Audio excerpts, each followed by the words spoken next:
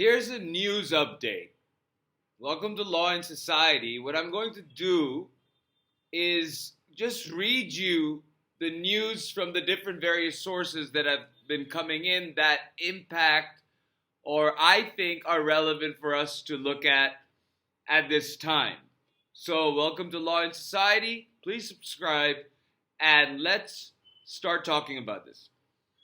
Washington Post reported that Karoline Leavitt, the press secretary, the White House press secretary, said this: any reporter who chooses to put their preferred pronouns in their bio clearly does not care about biological reality or truth and therefore cannot be trusted to write an honest story.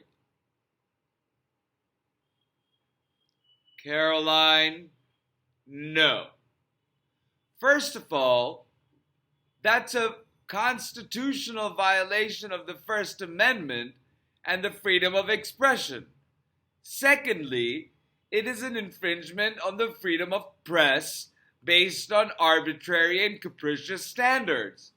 Third, who is Karoline Leavitt to be the judge, jury, and executioner on who cares or does not care about truth or how that is assessed?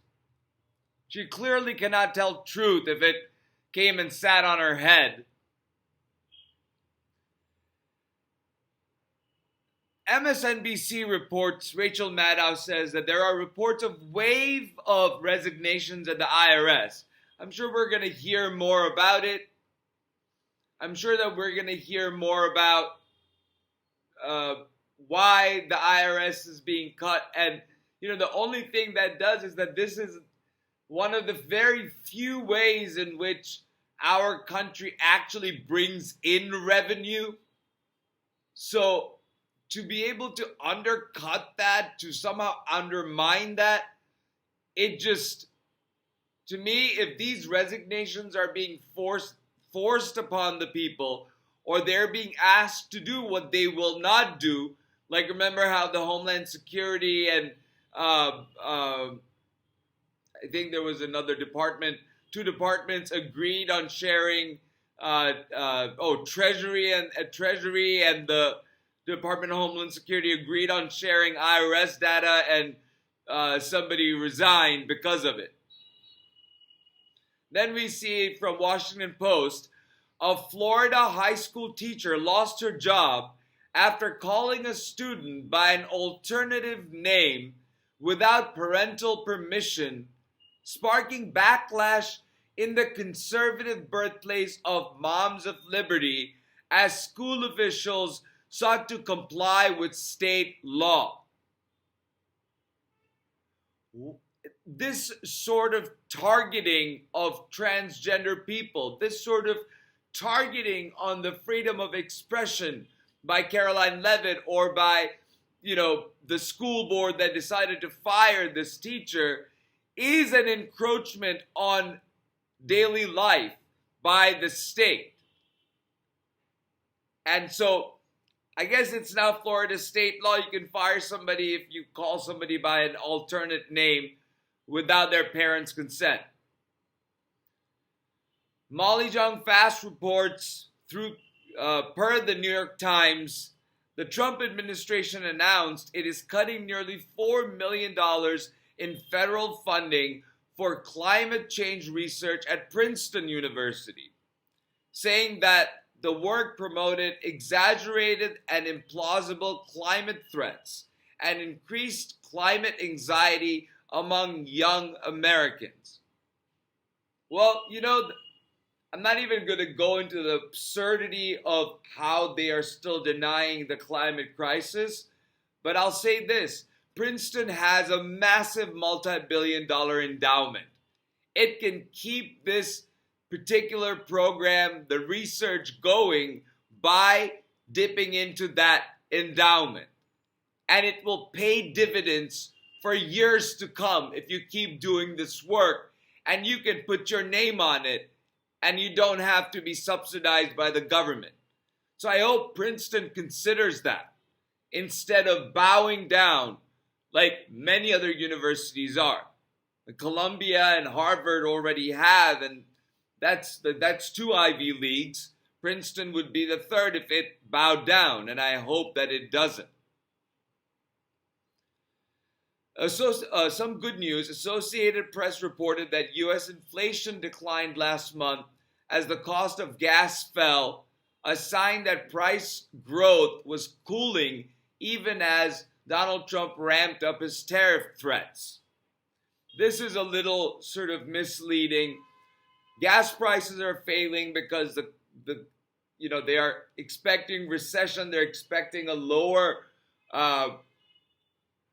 demand for gas, and so now there is, because of a lower projection on gas prices, on oil barrel prices, the prices of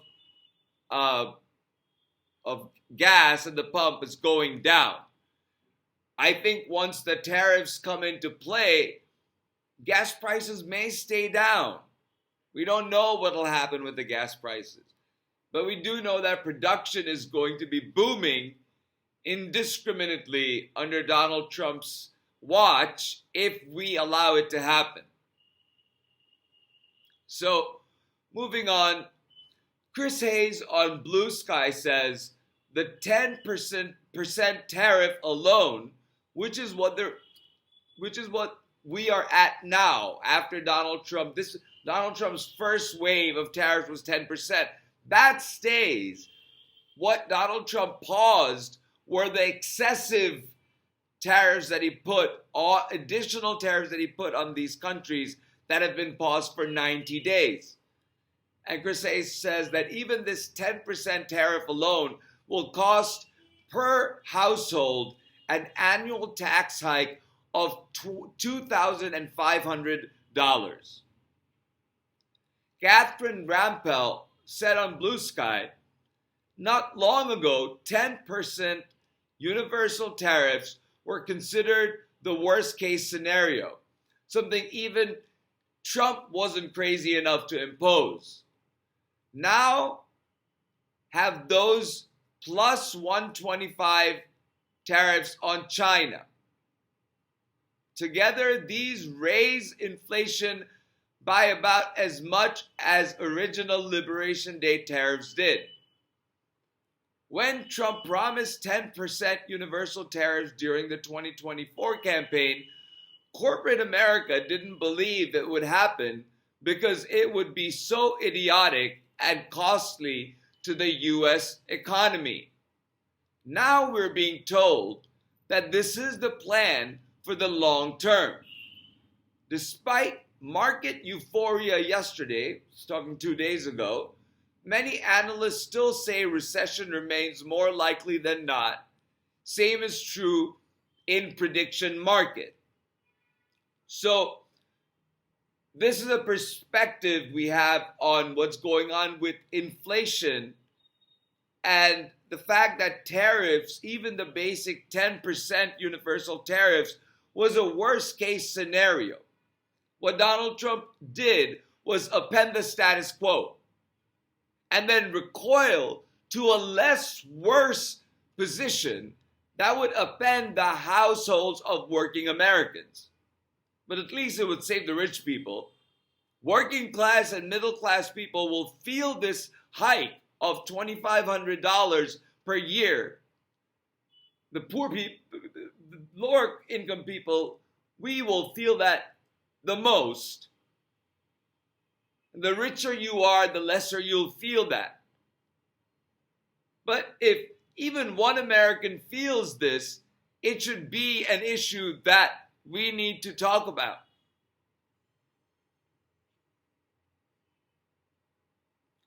Moving on to the next news. Mother Jones reported on the House SAVE Act, which the House passed today, which many election experts have said is the worst voter suppression bill ever considered by Congress and could disenfranchise 21 million without access to citizenship documents, 69 million women who took spouse's last name, ends online and mail registration and vote registration drives. I mean, it's just barefaced, on its face, suppressing the right to vote. Will it pass the Senate? Will it pass the filibuster stage? Will it get the cloture vote? I sure as hell hope not. I sure as hell hope not. The NPR reports federal officials said that they were doing wellness checks on children who arrived. They were doing wellness checks in LA of children who arrived accompanied at the border. School administrators turned them away. School administrators are turning away ICE agents who are going after undocumented children. There are thousands and thousands of undocumented children who are now in federal custody. And the government even cut off their legal aid. And I think it may have been reinstated, but to even have cut off their legal aid for one day would be just wrong, fundamentally wrong. Reuters reports Donald Trump threatened Mexico with sanctions and tariffs in a dispute over water sharing between the two countries, accusing Mexico of breaking an 81-year-old treaty and stealing water from Texas farmers. This is not how diplomacy works. You don't just threaten your neighbors into tariffs if there is some sort of a non-compliance with some treaty. You negotiate, you send your Secretary of State, you have conversations, and you resolve the matter. If a regular citizen like myself understands that, why can't Donald Trump? Because the only way he knows how to deal with things and people is by bullying them around. That's why. That's the only reason why.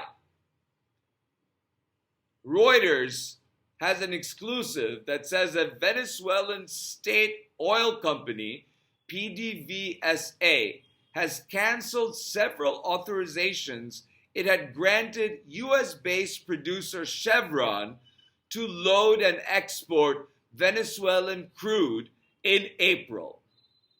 So, you see prices go down, as I said before. They see that now we're being cut off from Venezuelan sources of oil, which I think Biden went towards when Russia became such a plague on this world and invaded Ukraine.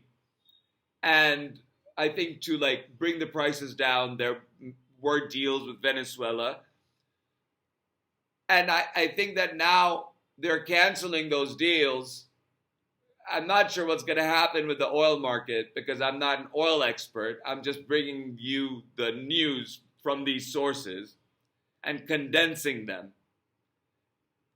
And the last thing I want to read to you is the EPA, this is via the New York Times, the EPA ordered the virtual elimination of a 15-year-old federal program that requires thousands of power plants, oil refineries, cement factories, and other large industrial facilities to publicly report their greenhouse gas emissions, according to two people briefed on the decision.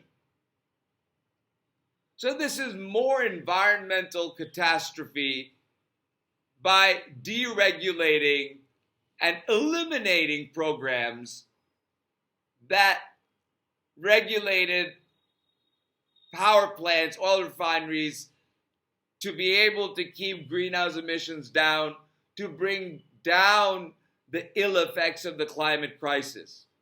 But to hell with that, right? That's Donald's thing. He doesn't believe in the climate crisis, as I think that we have heard more than once today. So, with that said, also one last thing, there's suspicion of insider trading happening with Donald Trump manipulating the stock market. There are people talking about that now. I don't know if there will be investigations, but I hope Congress thinks about that and Democrats look into it. Insiders knowing when he would announce tariff pause and then buy before the announcement and make a load of money after the announcement.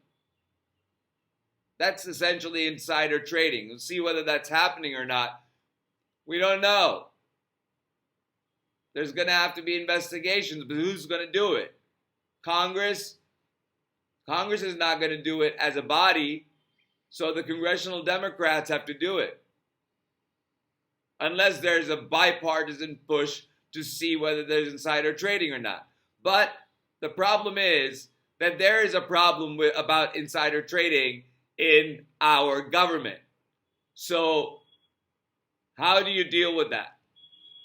That's something that is sort of a big question hanging over us. But there are so many big questions hanging over us. As you see with the news, everything has become sort of Trump-centric because he has drawn the world's attention into this imploding United States that he's destroying from within.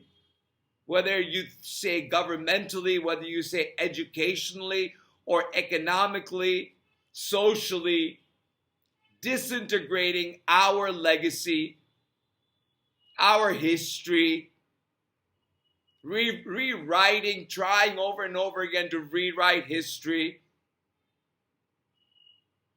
So we need to stay aware, we need to stay alert, we need to stay informed, we need to conserve our resources. We need to refrain from being violent, but we need to keep up with the peaceful protests. The hands-off protests were a resounding success, and I believe that as the days go on, the protests will grow. And my only plea is that please remain peaceful. Please remain peaceful despite bad actors coming in and trying to provoke you. Remain peaceful even if you see Proud Boys, Oath Keepers, 3%ers trying to intimidate you. You have to remain peaceful. Civil disobedience. Resign en masse. Like I think may be happening at the IRS, but that only gives Donald Trump the out with firing people. And the question now is of principle of whether you resign on principle or you stay there and stand up on principle. Because if you stand up on principle, you'll be fired. Or do you put your head down and get paid and do your job and not have your life upended? And that's a reasonable choice for many people. I can't blame them for making that reasonable choice. But we can't stay informed. We can't keep pushing our Congress people like we have been. And the pressure works because Congress pushes and these congressional leaders will push Donald Trump.